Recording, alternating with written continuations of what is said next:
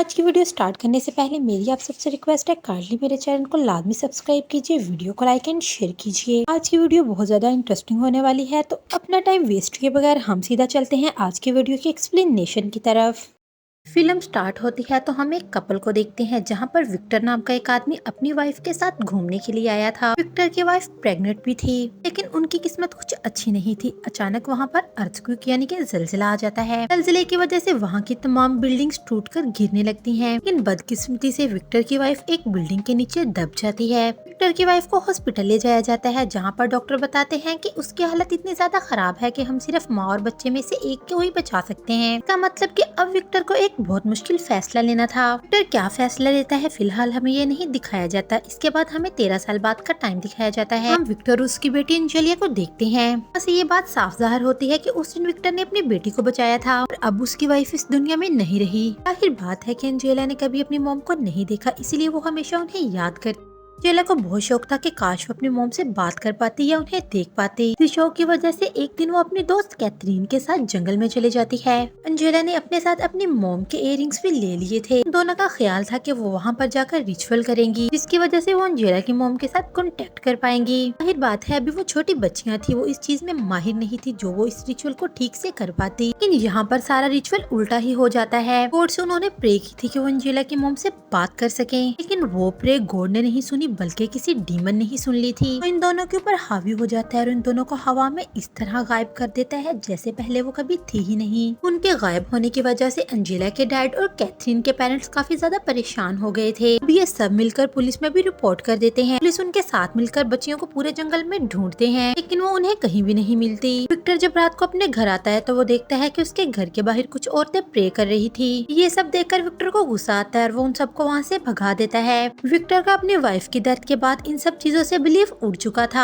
जैसे तैसे सबकी दवाएं कबूल हो जाती हैं। 3 दिन बाद उन्हें बच्चियां शेड में से मिल जाती हैं। हैरत की बात ये थी कि ये शेड उनके घर से काफी दूर था। दूसरी हैरत की बात ये कि उन लड़कियों को लग रहा था कि वो सिर्फ 2 या 3 घंटे के लिए ही गायब हुई थी, जबकि हकीकत इसके बिल्कुल बरक्स थी। वो तो 3 दिन के लिए गायब हुई थी। एंजेला और कैथरीन की हालत देखकर ये बात साफ जाहिर हो रही थी कि वो दोनों अब नॉर्मल नहीं है, बल्कि उनके साथ कोई डीमन भी आ गया है, क्योंकि उनका बर्ताव, उनका रवैया, उनकी हर चीज बिल्कुल बदल चुकी थी। अब हम देखते हैं कि ये दोनों कुछ खा भी नहीं रही, बल्कि ये दोनों कुछ ऐसी पैरानॉर्मल एक्टिविटीज कर रही थी जो कि 13 साल की बच्चियां तो बिल्कुल नहीं कर सकती। दोनों लड़कियां एक दूसरे को महसूस भी कर सकती थी, क्योंकि दोनों लड़कियों को जिस डीमन ने पोजेस किया था वो एक ही था। दोनों बहुत ज्यादा गुस्से वाली और एग्रेसिव बन चुकी थी। जेला की हालत तो इतनी ज्यादा खराब हो जाती है कि वो अपने घर में अपने ही फादर के ऊपर अटैक कर देती है। बार बार अपनी मॉम से मिलने की जिद करती है और अपना गुस्सा दिखाती है, यहाँ तक कि अपने नेल्स वो खुद ही उखाड़ कर फेंक देती है। अपने पेट पर नाखून मारती है, जिससे उसका पेट जख्मी हो जाता है। के बाद फौरन उसे हॉस्पिटल ले जाया जाता है। सिर्फ एंजेला का ही नहीं बल्कि कैथरीन का भी सेम यही हाल था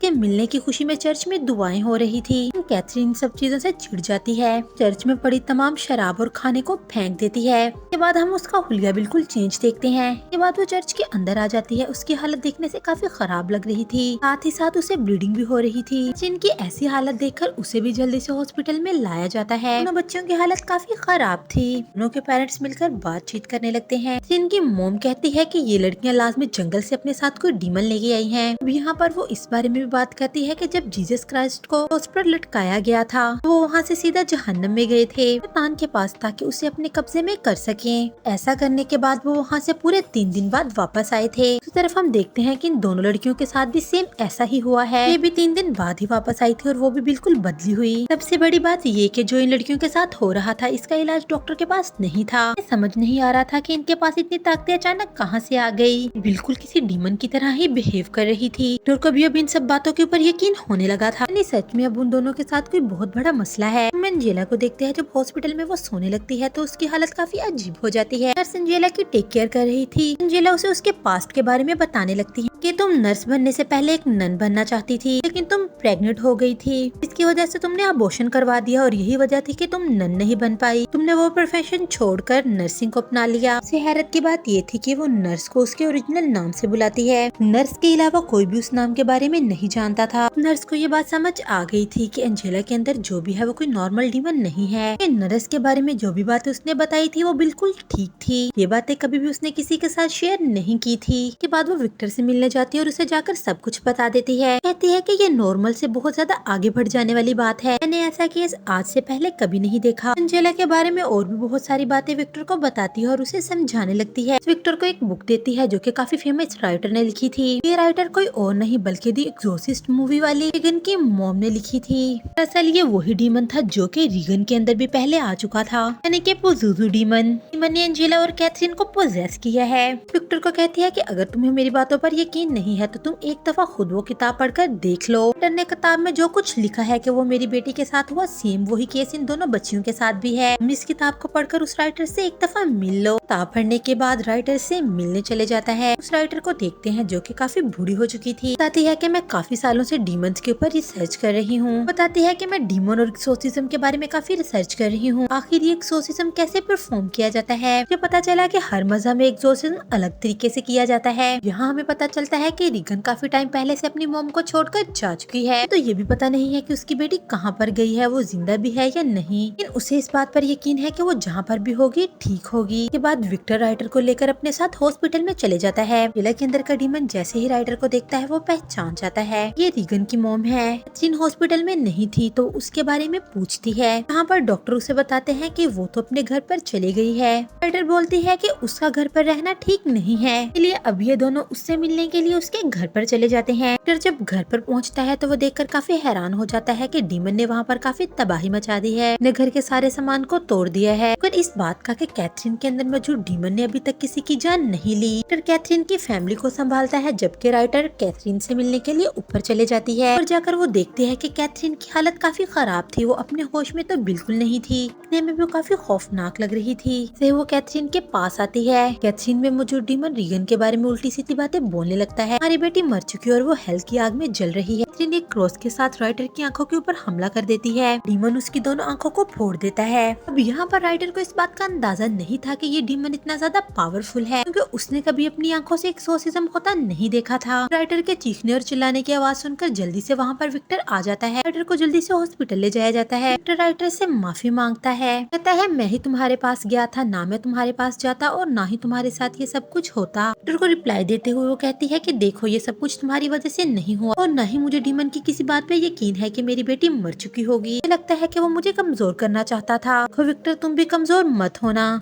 इस डीमन को हराने के लिए सिर्फ एक्सोर्सिज्म काफी नहीं है, सबको स्ट्रॉन्ग होना पड़ेगा और गॉड के ऊपर फेथ बनाए रखना होगा कि ये डीमन सिर्फ लोगों के खौफ का फायदा उठाता है। के बाद हम देखते हैं कि एक बहुत बड़े एक्सोर्सिज्म को करने की तैयारी की जा रही है। पीस्ट को इसके लिए हायर किया जाता है। जिला के फादर भी अपने साथ एक पीस्ट को लेकर आए थे, साथ में वो नर्स भी इस एक्सोर्सिज्म का हिस्सा बनती है। यहाँ पर सारे रिलीजन के पीस्ट को एक साथ इकट्ठा किया जाता है और एक्सोर्सिज्म की तैयारी की जाती है। चर्च के लोग ही थे जो कि एक्सोर्सिज्म के खिलाफ थे। लग रहा था कि इन लड़कियों को कोई दिमागी मसला है, पीस्ट की नहीं बल्कि किसी डॉक्टर की जरूरत है। दूसरी तरफ हम एक फादर को देखते हैं जो कि घर के बाहर बैठकर एक एक्सोर्सिज्म का हिस्सा बने थे। दरअसल उन्हें चर्च ने एक्सोर्सिज्म करने की परमिशन नहीं दी थी। नर्स को एक क्रॉस और बाइबल पकड़ा देते हैं, खुद वो जाकर गाड़ी में बैठ जाते हैं। फादर ये बात जानते थे कि नर्स ये एक्सोर्सिज्म कर सकती है क्योंकि वो पहले भी एक नन रह चुकी है। के बाद दोनों लड़कियों को एक चेयर के ऊपर बांधकर बिठा दिया जाता है। इसके बाद सब लोग अपनी अपनी प्रेयर्स पढ़ना स्टार्ट कर देते हैं। वो इन कुर्सियों के दरमियान एक घेरा भी बना देते हैं। निशान की वजह से डीमन उस घेरे के अंदर से बाहर नहीं आ सकेगा। लोग अपनी अपनी प्रेयर्स पढ़ना स्टार्ट कर देते हैं, लेकिन डीमन के ऊपर इसका कोई भी असर नहीं हो रहा था। सब लोग अलग अलग रिचुअल करने लगते हैं। पजुजू डीमन बहुत ज्यादा चालाक था, इसलिए इन चीजों का उसके ऊपर कोई भी असर नहीं हो रहा था।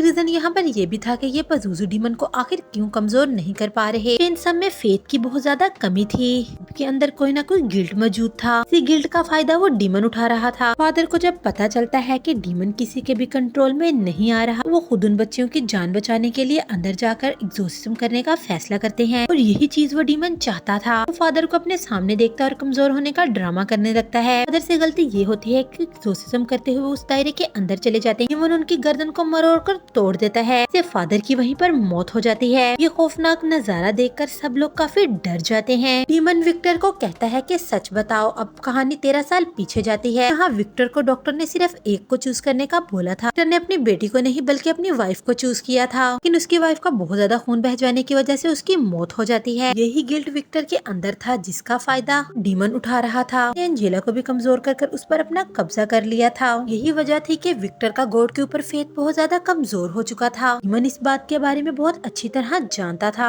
बस जुज़ी यहाँ पर इन्हें एक ऑप्शन देता है कि तुम्हें दोनों लड़कियों में से किसी एक को बचाना होगा। जुलिया को या कैथरीन को, दोनों में से सिर्फ एक ही बचेगी। तुम सबको सिर्फ एक ही लड़की का नाम लेना होगा, जिसका तुम नाम लोगे सिर्फ वही बचेगी, और अगर तुम लोगों ने किसी का नाम ना लिया तो दोनों ही मर जाएंगी। पहले तो वो लोग किसी का भी नाम नहीं लेते। उन सबको लग रहा था कि शायद डीमन हमारे साथ कोई गेम खेल रहा है, डीमन उन्हें परेशान करने की कोशिश कर रहा है। असल में ऐसा कुछ भी नहीं होगा। इसके बाद जब वो देखते हैं कि दोनों लड़कियों की हालत काफी खराब होने लगती है तो वो फैसला करते हैं कि किसी एक लड़की का नाम लिया जाए। अब उन सबको समझ आ गई थी हमें किसी एक को चुनना होगा, वरना दोनों ही बच्चियां मारी जाएंगी। दोनों लड़कियों के अंदर क्योंकि एक ही डीमन था, इसलिए दोनों की हार्ट बीट एक साथ ही चल रही थी। फिर अपनी बेटी की कुर्बानी देता है और कैथरीन का नाम ही ले लेता है। फादर उसका नाम ले देते हैं। हालांकि एंजेला ऊपर हवा में उड़ने लगती है, उसके मुंह में से कुछ काली सी चीज निकलती है। वो ब्लैक कलर का लिक्विड ऊपर ही जा रहा था। ये वही जगह थी जहाँ पर पोजेसिव डीमन ने दोनों बच्चियों की आत्माओं को कैद किया था। उसके बाद हम देखते हैं कि दोनों बच्चियों की हार्ट बीट अचानक ही रुक गई है।